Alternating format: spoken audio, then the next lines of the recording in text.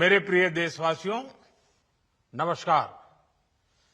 कल से शक्ति की उपासना का पर्व नवरात्रि का आरंभ हो रहा है। आप सभी को बहुत बहुत शुभकामनाएं।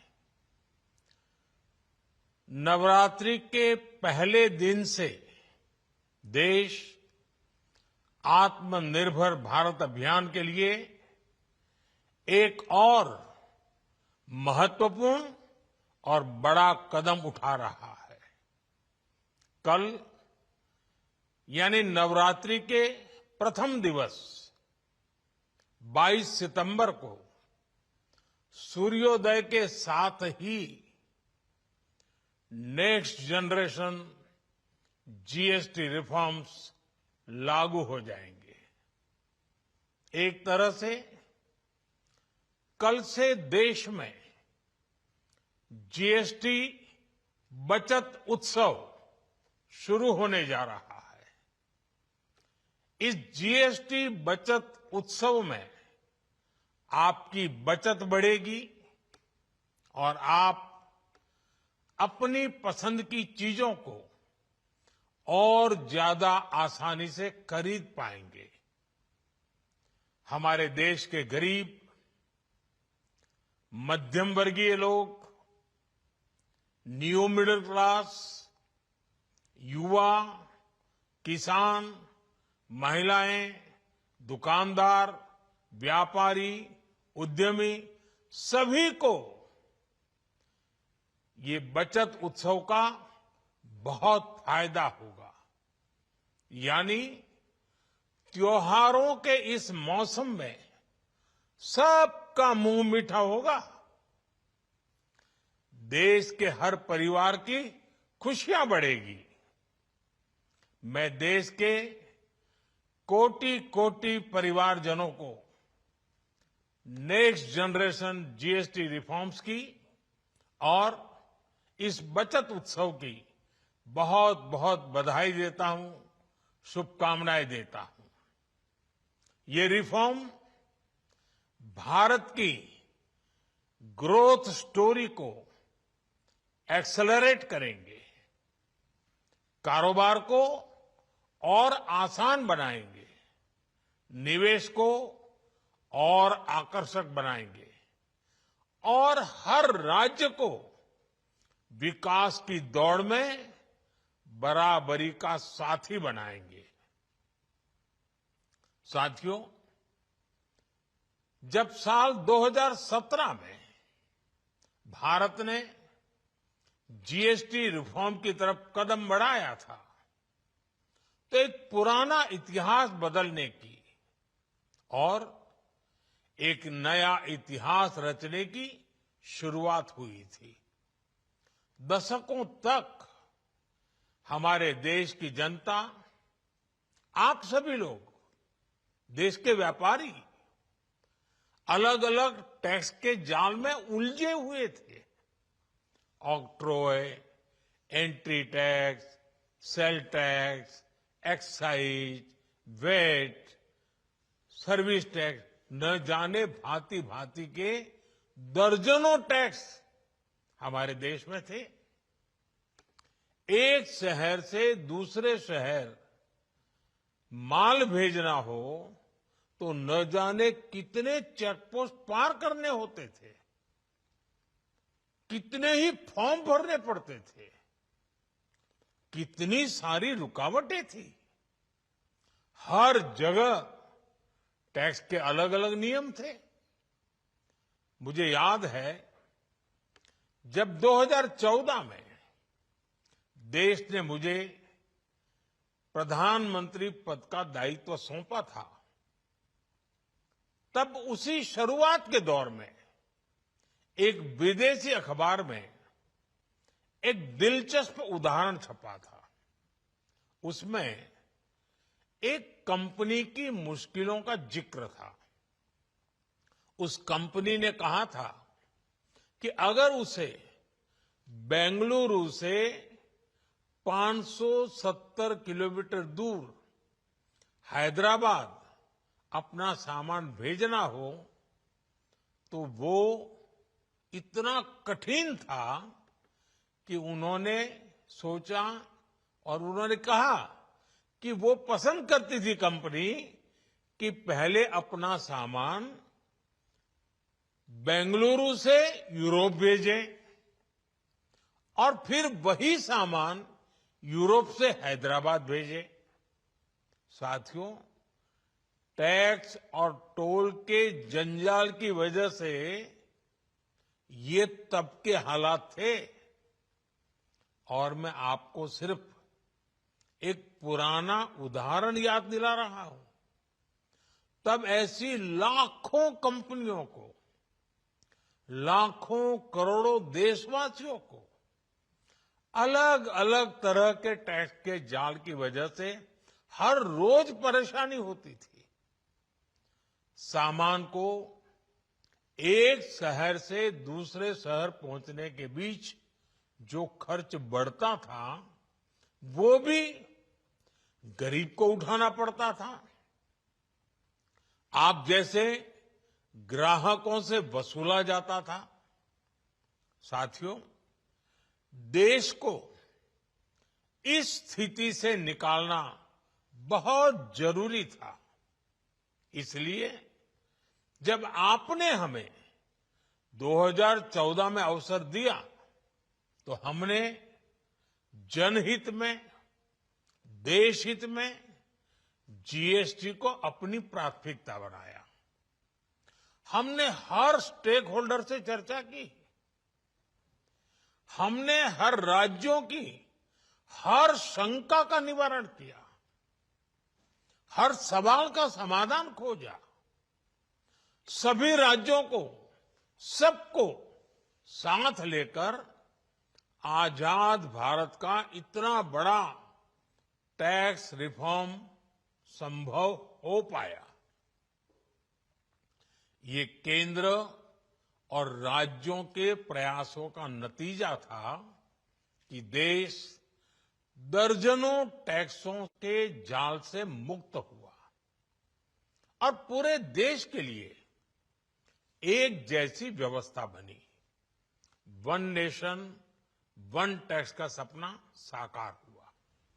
साथियों, रिफॉर्म एक अनवरत चलने वाली प्रक्रिया होती है। जब समय बदलता है, देश की जरूरत बदलती है, तो नेक्स्ट जनरेशन रिफॉर्म भी उतने ही आवश्यक होते हैं। इसलिए देश की वर्तमान जरूरतों और भविष्य के सपनों को देखते हुए जीएसटी के ये नए रिफॉर्म्स लागू हो रहे हैं। नए स्वरूप में मुख्य रूप से अब सिर्फ 5% और 18% के ही टैक्स स्लैब रहेंगे। इसका मतलब है रोजमर्रा के इस्तेमाल की ज्यादातर चीजें और सस्ती हो जाएगी।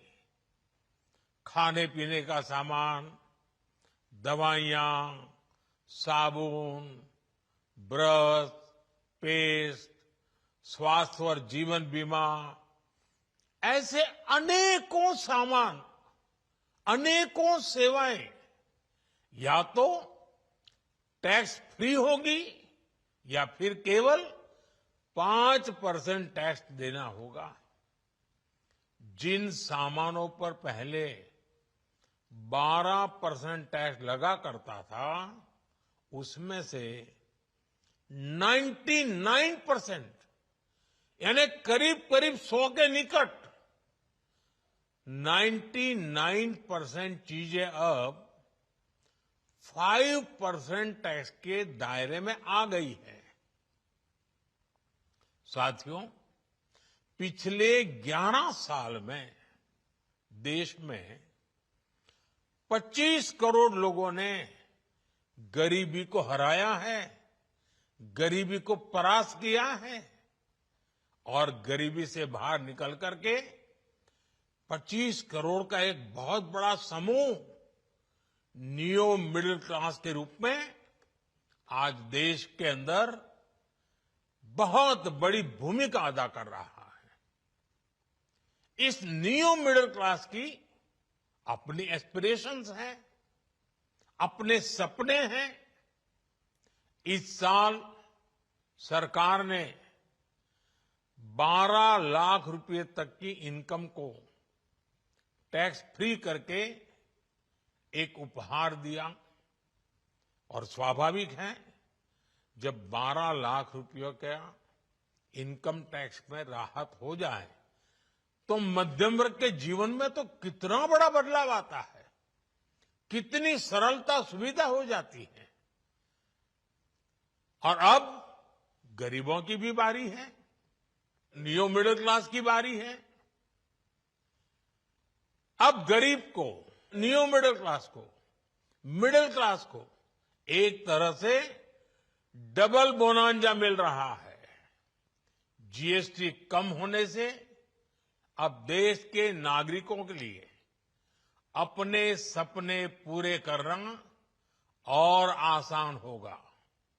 घर बनाना, टीवी, फ्रिज खरीदने की बात हो, स्कूटर, बाइक, कार खरीदना हो, ये सब पर अब कम खर्च करना होगा। आपके लिए घूमना फिरना भी सस्ता हो जाएगा, क्योंकि ज्यादातर होटल्स के कमरों पर भी जीएसटी कम कर दिया गया है। वैसे साथियों, मुझे इस बात की खुशी है कि दुकानदार भाई बहन भी जीएसटी रिफॉर्म को लेकर बहुत उत्साह में हैं। वो बहुत जीएसटी में हुई कटौती को ग्राहकों तक पहुंचाने में जुटे हुए हैं। बहुत सारी जगहों पर पहले और अब के बोर्ड लगाए जा रहे हैं। साथियों, हम नागरिक देवो भवः के जिस मंत्र के साथ आगे बढ़ रहे हैं, नेक्स्ट जनरेशन जीएसटी रिफॉर्म में इसकी साफ झलक दिखाई देती है। अगर हम इनकम टैक्स में छूट और जीएसटी में छूट को जोड़ दें तो एक साल में जो निर्णय हुए हैं उससे देश के लोगों को 2.5 लाख करोड़ रुपए से ज्यादा की बचत होगी। और तभी तो मैं कह रहा हूं ये बचत उत्सव है।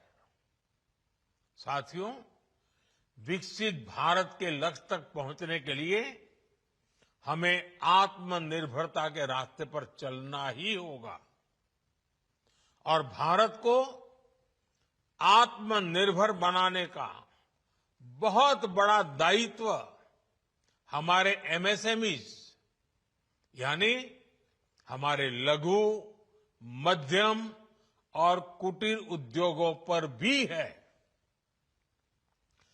जो देश के लोगों की जरूरत कम है,